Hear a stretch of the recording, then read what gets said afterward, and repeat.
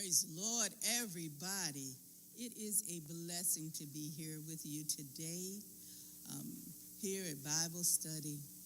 For this is the day that the Lord has made, and we will rejoice and be glad in it, whether it's raining, the sun shining, whatever may be going on, we're going to rejoice today. And we're going to get into our lesson. I'm going to do today like a continuation or part of what Reverend Thurman started Sunday when he was talking about Joshua 6, and he did his in Walking in Victory. But the title we're going to use today is Facing Your Walls. We know there are all kind of walls for us to face, and not just physical walls. We have mental walls. We have all kind of walls. Matter of fact, when I was getting ready to come today, I saw part of that congressional hearing that was going on, where they were talking about that terrible wall that they had to face on January 6, 2021. This wall was something that these men that were testifying said that they had never seen anything like it, that they had been in war, that they had been fighting on the streets, that they had been police officers on the street and had gone through all kinds of things, but had never faced anything like this. And so it made me think. I said, well, my goodness, these are walls, all these walls that we have to face, but God is always there with us to help us with the walls. I'd like to read from the Message Bible, Joshua 6, we're going to do 1 through 17 and then 20. And it says, Jericho was shut up tight as a drum because of the people of Israel. No one going in and no one coming out. God spoke to Joshua, look sharp now. I've already given Jericho to you along with its king and its elite forces. Here's what you are to do. March around the city, all your soldiers. Circle the city once. Repeat this for 6 days. Have 7 priests carry 7 ram's horn trumpets in front of the chest.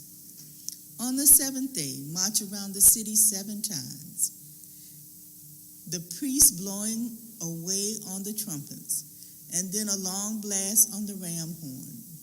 When you hear that, all of the people are to shout at the top of their lungs. The city wall will collapse at once, and all the people are to enter, every man straight on in. So Joshua son of Nun called the priests and told them, take up the chest of the covenant. 7 priests are to carry 7 ram horn trumpets, leading God's chest. Then he told the people, set out, march around the city. Have the armed guards march before the chest of God. And it happened that Joshua spoke, and the people moved. 7 priests with their 7 ram horn trumpets set out before the Lord. They blew the trumpets, leading God's chest of the covenant. The armed guards marched ahead of the trumpet-blowing priests. The rear guards were marching after the chest, marching and blowing their trumpets. Joshua had given orders to the people. Don't shout. In fact, don't even speak. Not so much as a whisper until you hear me say shout. Then shout away. He sent the chest of God on its way around the city. It circled once, came back to camp, and stayed for the night. Joshua was up early the next morning, and the priests took up the chest of God. The 7 priests carrying the 7 ram's horn. trumpets marched before the chest of God, marching and blowing the trumpets, with the armed guards marching before and the rear guards marching after, marching and blowing of trumpets. On the second day, they again circled the city once and returned to camp. They did this 6 days. When the seventh day came, they got up early and marched around the city, this same way but 7 times. Yes, this day they circled the city 7 times. On the 7th time around, the priest blew the trumpet, and Joshua signaled the people, "Shout, God has given you the city and everything in it under a holy curse, and offered up to God. Except for Rahab the harlot, she is to live, she and everyone in her house with her, because she hid the agents we sent." The priest blew the trumpets. When the people heard the blast of the trumpet, they gave a thunderclap shout. The walls fell at once, and the people rushed straight into the city and took it. This story usually is well known, and people talk about how they marched around the city and the walls fell. And a lot of times, the way this story is told, you would think that it would just be that because of their marching that it was done. But it appears from this story that it was their obedience to what God had told them to do and how God had told them to do it that the walls fell. On Sunday, Reverend Thurman preached, and his topic was, "I'm walking in victory." And he talked about how there are certain things that you have to do in the walking and all. And strangely enough, the Sunday school lessons for this month have been about almost walking in victory and people facing their fears and facing their walls that they had to defeat. And on the ones that Reverend Thurman was talking about, he said on this lesson, he pointed out, number one, that the first thing you've got to do if you want to walk in victory and defeat your wall is that you got to show up. Now that's an interesting something. You would automatically think that it would be something that people would know that you know, in order to defeat something, you have to show up. But a lot of times out of fear, people hide out. They're afraid to go. They won't go into it. They won't decide to face it at all. And here it is that Joshua is telling them to walk around this wall. Isn't that interesting, to walk around the wall, just to walk around, to be obedient and to listen to what God said? And here it is that they're honoring what Joshua is telling them. It's a strange thing about this wall, too. I'm showing you an example here of how high this wall was over their heads. It is said that the wall was 12 to 15 feet high, and that there was also that was a retainer wall, and then there was another wall over past the retainer wall that was 20 to 26 feet high, and that the top wall was about an acre away from the retainer wall, the front wall. And that's where people would build their houses, and they would live on the wall. If you know part of the story, that's why they said that Rahab was spared, because she lived on the wall and she took care of the spies that had come in and spied the city. And so they had promised her that because she helped them, that she was going to be spared. Now, the other interesting thing about walls is that it's there. A lot of times people don't realize what you can hear while you're either around a wall or by a wall. And here it is that Rahab told them that she heard all the things that God had done for his people, and that she knew that he was getting ready to give this city to the Israelites. Here it is that she heard this from her home on the wall, and she protected them and took care of them. And even though when the walls fell, she was spared.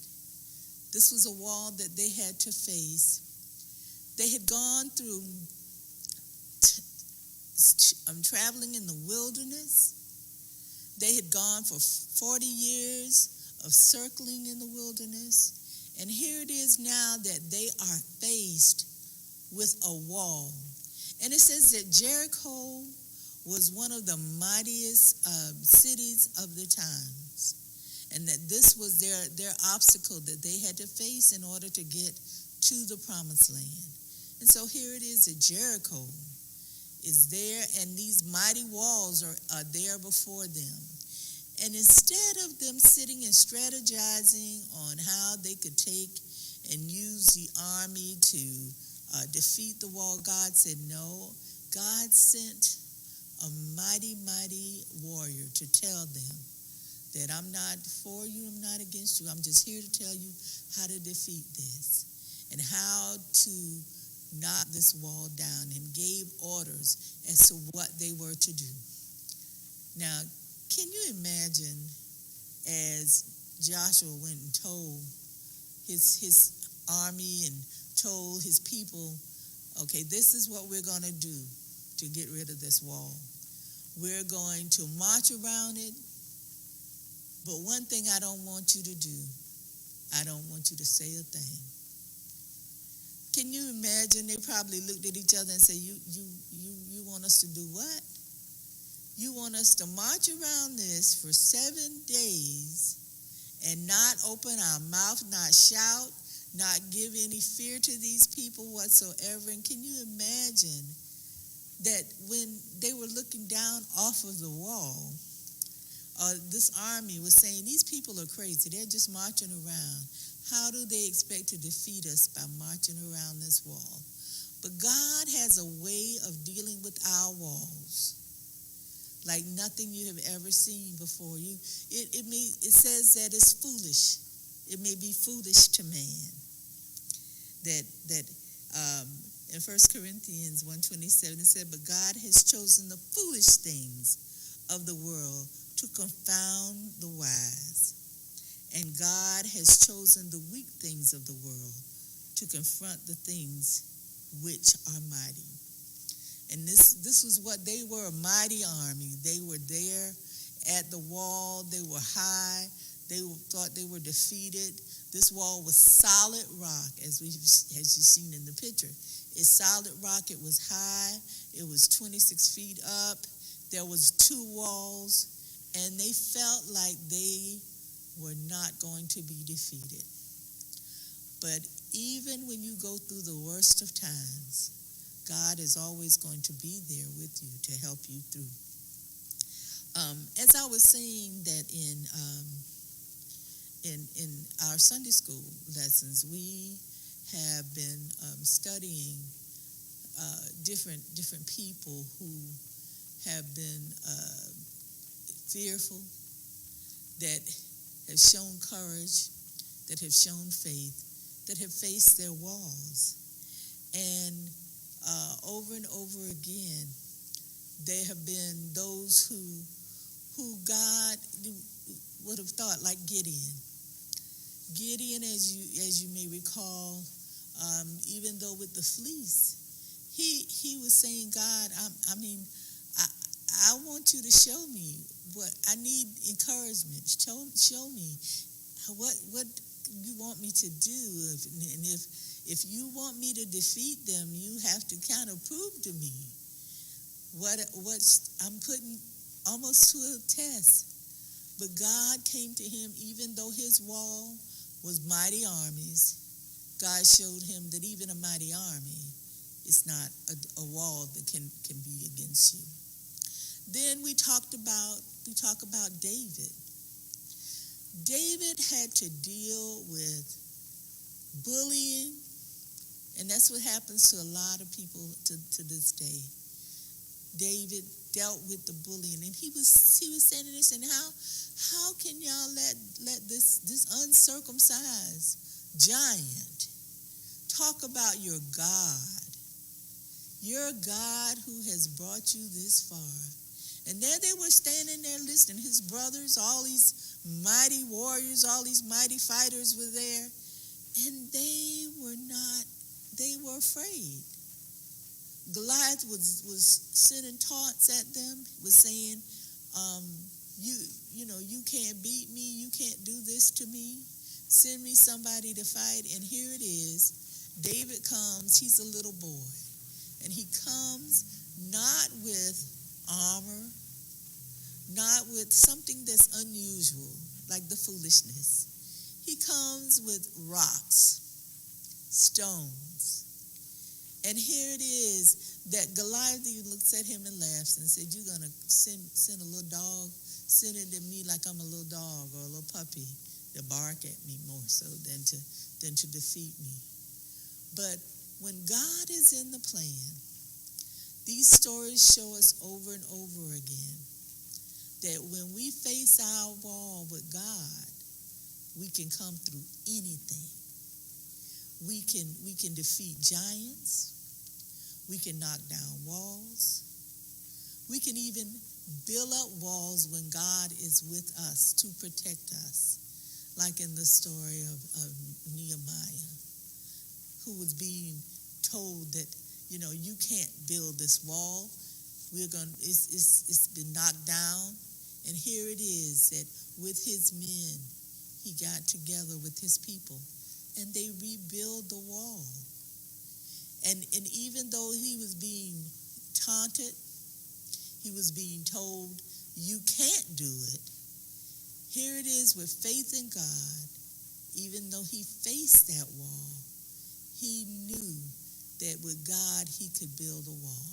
When God gives you a mission, it says when God gives you a mission, that he gives you the provision for it, he gives you the insight for it, and he gives you the ability to do what you have to do.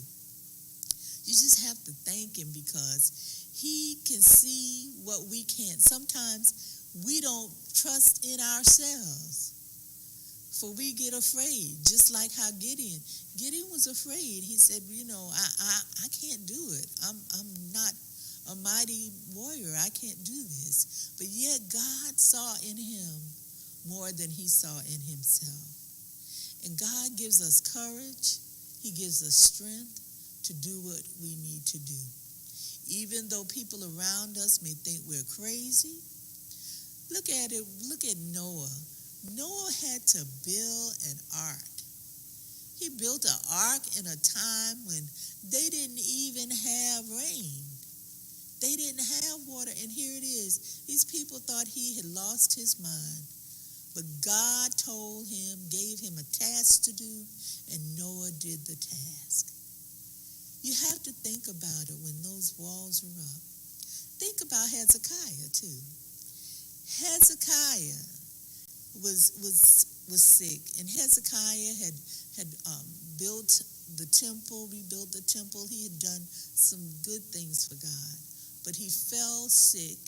And he was listening to others. He got scared, but God still brought him through. And then he got sick. And it was a deathly sick, where he thought he was about to die. Here it is that Hezekiah turned to a wall.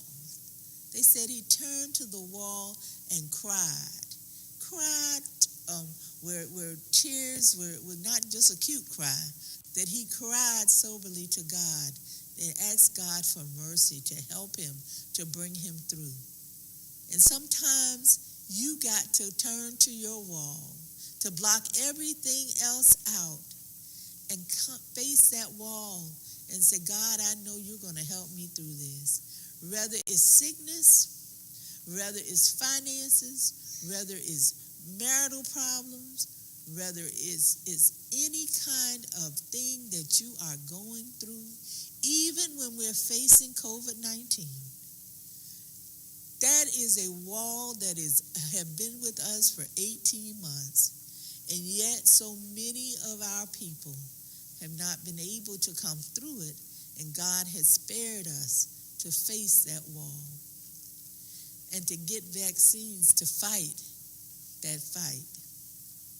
We've got to realize over and over again that our walls are not just there sometimes to hinder, but sometimes they're there to help us to realize the greatness of God. Just like in this story here, when Joshua told them what we're going to do, one of the things that he said to them is that we're going to have the priests come and lead us. And then the armies are going to be behind them. And they're going to be the ones that are going to blow the trumpet. And when they blow, we're going to all shout, we're going to praise, we're going to thank God for the deliverance because it's already done. God, when he first told him what to do and how to do it, he said, I've already given it to you, but this is how I want it to be manifested for you. And that's what happens to us a lot of times. God has already done what he said he would do. There's a song that says that he's already done what he said he would do. And he has. In his word, over and over again, he tells us how he will deliver us, how he will bring us forth, and what he will do for us. Another one of our brave people, and it was just this week that we studied on her, was Esther, Queen Esther. And I'm going to read for you Esther 4:13 through 16. And the story of Esther is well known. We mostly talk about her beauty and what all she did. But this is the phrase that most people remember. And it says,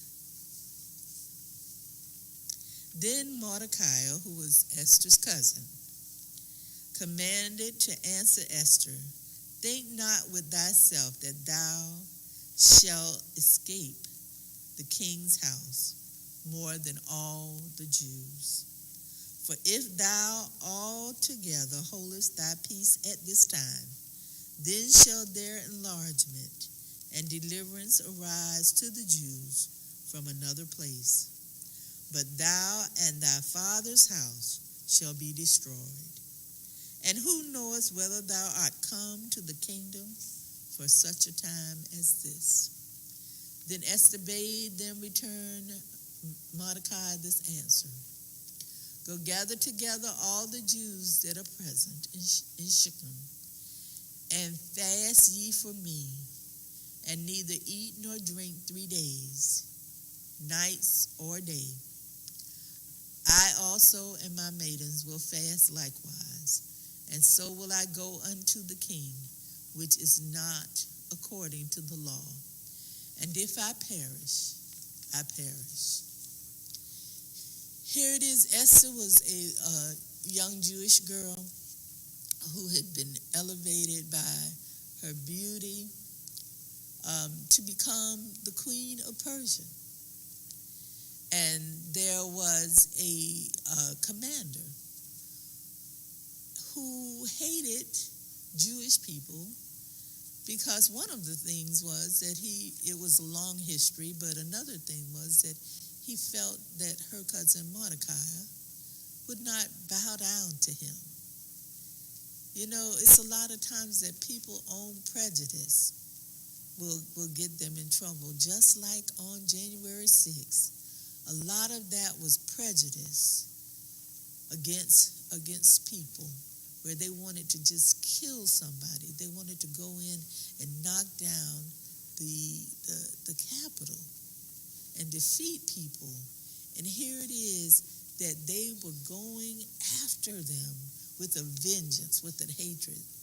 And Esther had to face that same sort of thing. And there she was in the palace, And she could have easily said, well, I can't do it. And at first she was kind of fearful because in those days, you just did not go in to see the king. You didn't just jump in and go see him. Even if you were his wife, you did not go in to see him.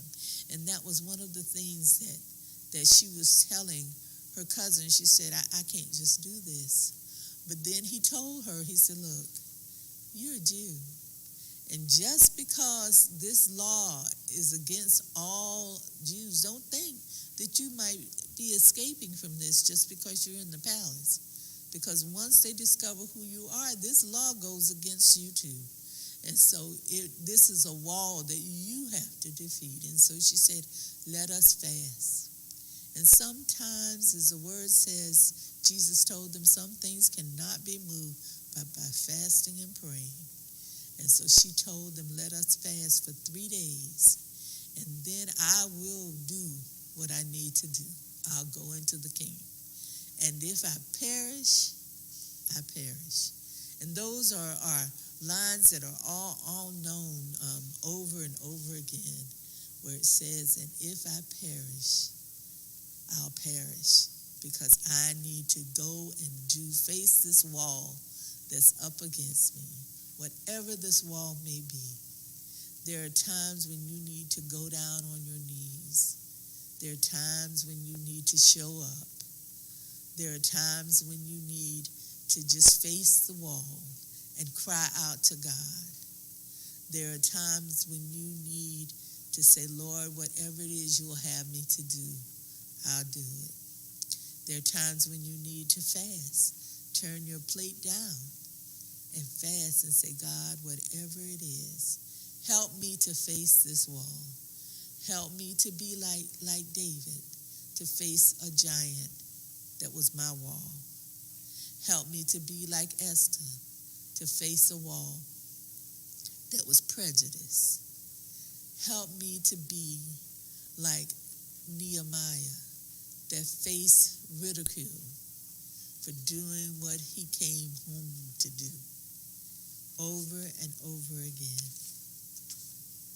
I ask you today, I wish all of you were here with me so I could ask you to think about your walls and to talk about it and tell me about it. But since we're not, I want you to think about it as I end this lesson for us today. Think about what your walls are, the walls that you have faced. I sang a song Sunday that says, when I look back over my life and I think things over, I can truly say that I've been blessed. I have a testimony.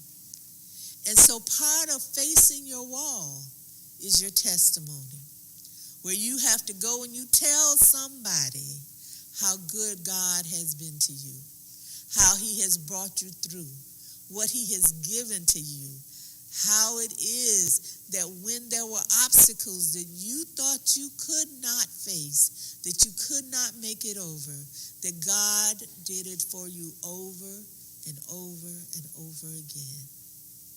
It's a blessing to be his child. And it's a blessing to know that he said, I'll never leave you and I won't forsake you, even when you're standing looking at your walls. Be blessed. Have a wonderful week, and God be with you. And hopefully we will see you at Memorial Stadium on Sunday at 9 o'clock. Remember now, it is not 10. It is 9 o'clock that we're coming together, so it won't be that hot. So you can come, and we're having communion. Don't forget to make it there Sunday coming at 9 at Memorial Stadium. And we look to see you. Be blessed, and God be with you. Amen.